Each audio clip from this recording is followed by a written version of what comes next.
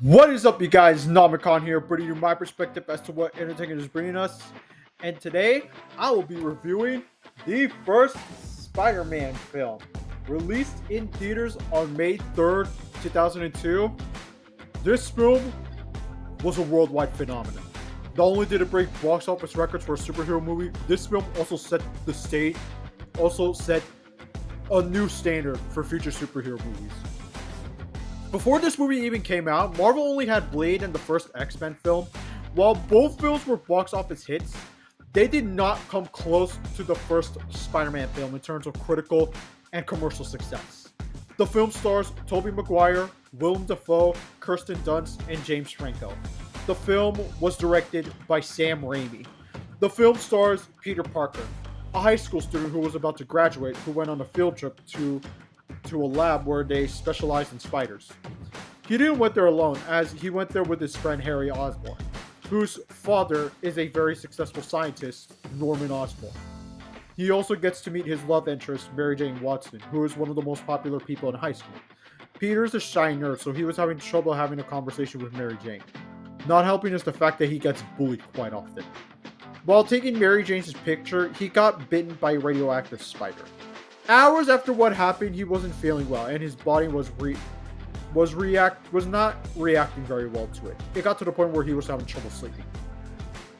Norman Osborn is the owner of Oscorp Industries, a high-tech science facility that was going to be bankrupt thanks to their chemicals failing to meet their standards for human testing. To get the military to sign his contract, he tests the chemical himself. Unfortunately, the chemical causes him to go wild and has resulted in killing one of his scientists. The chemical also resulted in him being a murderous psychopath and turned him into the Green Goblin. This movie, to me, is the blueprint on how to write a superhero origin story. The fact that this film came out over 2 decades ago and it still holds up greatly shows how much the film crew cared about this movie. Compared to the other live action Spidey films, this film was top 3 for me. This is one of the Spider-Man films for me. Tobey Maguire, to me, is Peter Parker. He was perfect casting as Spider-Man. He really sold everyone as the dork as such as Peter, while at the same time doing a great job as his alter ego. Willem Dafoe was perfect casting as Norman Osborn. He understood the assignment as the Green Goblin. He was fantastic playing both alter egos. One of the greatest comic book movie villains, literally.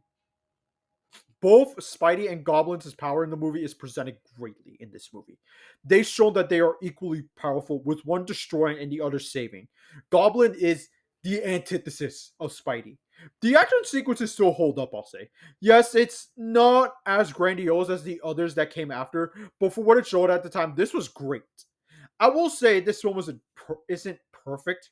For one, the CGI is kind of dated. You can clearly tell what is computer generated and what's not. It doesn't detract from my enjoyment from the movie, thankfully. Another one is the way they wrote Mary Jane. Like in the comics and other mediums, she has shown to take care of herself. While in this movie, that's kind of not really the case, which is really disappointing. One thing I love about this film is the score.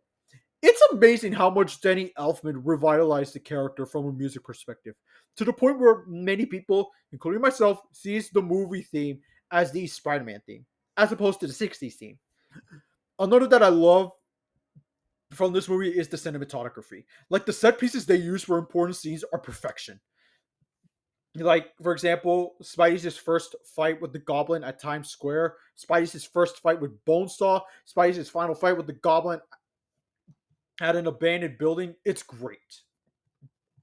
Another thing that I would like to the another thing that I would like to mention is the soundtrack. I didn't listen to the majority of the soundtrack. I did heard the singles. So let's start off with Bother from Stone Sour. That song, that was the song that had the least to do with Spider-Man. But don't get me wrong, it's a great song. I love that song.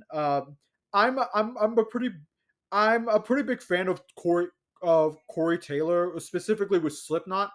I'm not as familiar with Stone Sour, but Butter is a great song. I love this one personally. But not sure if it had anything to do with Spider-Man though. The second one is another song that had nothing to do with Spider-Man per se. Sum 41 is what we're all about. Um, so this song was originally on their first EP, Half Hour of Power, and then they completely remade the song for this movie. But this song is a banger, honestly. This song fucks. This song is such a jam, honestly. It's so much fun.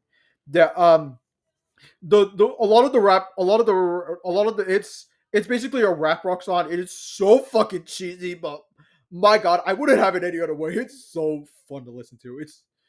It's so fun to listen to. It's probably my favorite out of the three, if I'm being honest.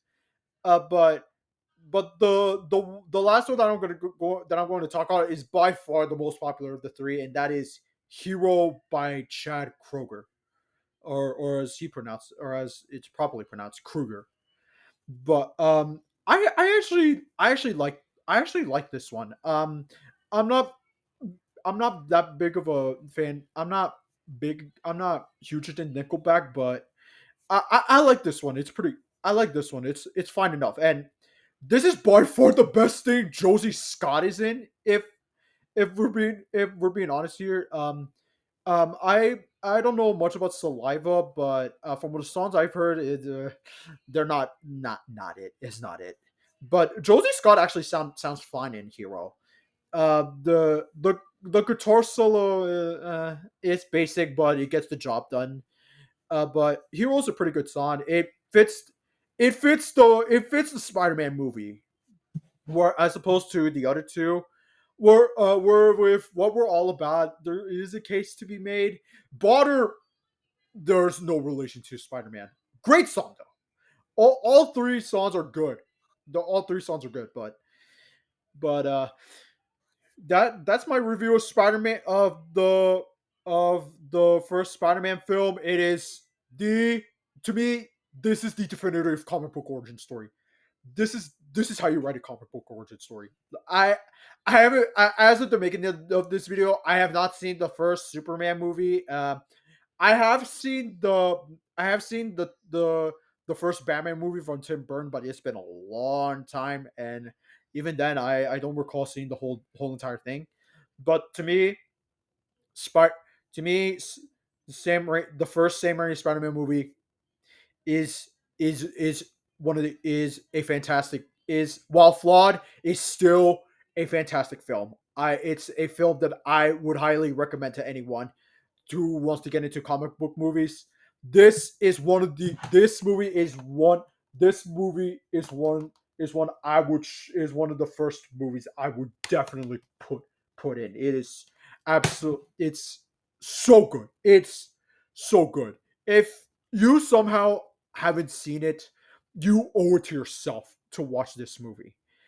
And honestly, for those of you that have seen Spider-Man, did you like it? Did you hate it? Let me know in the comments down below. Make sure you subscribe to my channel if you haven't, and you make sure you follow my Instagram, Backlog, and Letterboxd down in the description down below.